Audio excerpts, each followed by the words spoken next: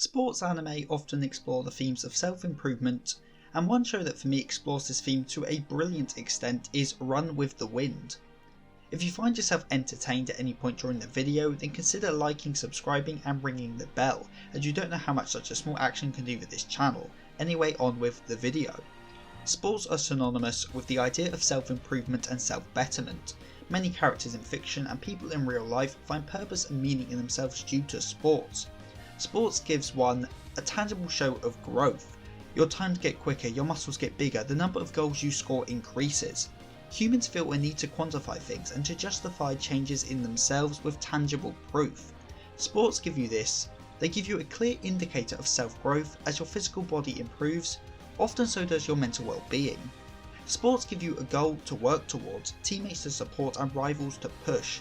They help you learn teamwork, coordination and communication. They help you grow to be a better person. Run with the Wind's characters all have their own flaws and issues that they each struggle to accept and overcome. Musa feels unqualified to run alongside those who also come from African descent due to feeling that he doesn't deserve to run against people who have trained their whole lives to be on the track due to himself having not. The king becomes frustrated at himself for failing to get a job, blaming it solely on himself, when the reality of the situation is that he is just in a competitive and unforgiving world. And Nico-senpai felt ashamed and embarrassed of his body, being told he simply didn't have the physique for athletics and becoming a chain smoker even though he knew the risk to his health. Every character in the series is like this, but through running they all become free.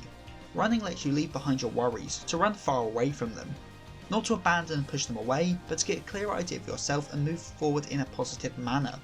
It requires no knowledge of rules, no fancy techniques, it is an action drilled into the human body. With the exception of Haiji and Kakeru, none of the Kansai team have any outstanding talent for running. However, by the end of the series they are all hardened runners who gave their all to win. As running is universal, anyone can do it. And that might be why OG may be my favourite character in the entire series. He is unathletic, a shut-in, and is the complete opposite of the typical image of an athlete. However, he runs. Despite being close to on dozens of occasions, he never quits. He never gave up no matter how far behind he was. He may have been slow, but he could still run. He used his love of reading manga to improve his technique and posture. He literally bettered himself physically while staying true to himself. OG is one of the most inspirational anime characters I've ever seen, and proves that as long as you try and fight, you can do anything. He came from nothing and became something, as anyone can run.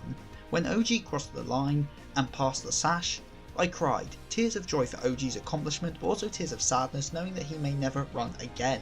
The Hakone Kaiden, in the 3 episodes it was on screen, made me feel all manner of emotion. Pure joy at OG crossing the line, sadness as I watched Takashi push his body to its very limits, and pure unrivaled hype as Kakeru beat Kazuma's time and fell back in love with running for real.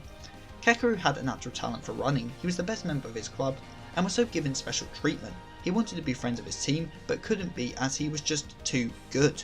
He was isolated due to his ability and later on internalised that, losing his passion for running and losing faith in himself to make friends. He was frustrated and angry, but had no way to vent it. Then when another kid was being picked on by the coach, Kakeru found a way to vent, whether he justified it to himself as standing up for someone else, or didn't even try to justify what he did. The fact is that Kakeru let out his anger and assaulted his coach.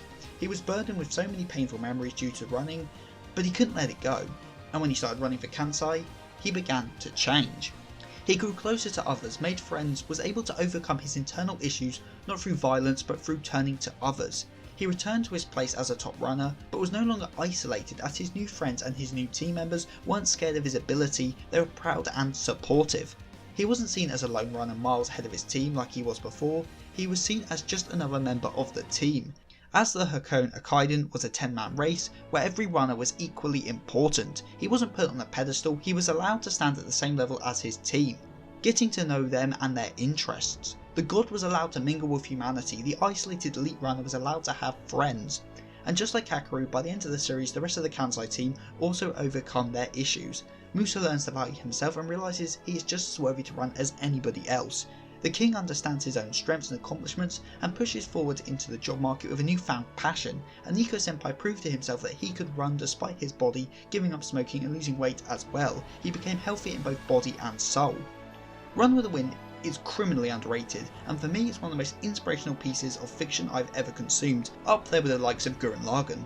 And as a former athletics runner and someone who has overcome my own personal issues and grown as a person, this show just really speaks to me. It's optimism in its purest form, and is a series I will never forget. So if you haven't ever watched Run with the Wind, then do yourself a favour and watch it. You won't regret it. Sorry for the short video this week, but I'm working hard on my connoisseur analysis series, so look forward to that. Comment of the week comes from my friend Pokesel and his very insightful comment on my haiku video.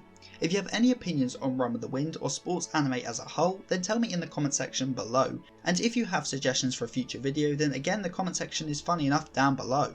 Also don't forget to check out my Twitter at SethTheS for channel updates and just general chatter, and my DMs are always open if you want to chat to me directly.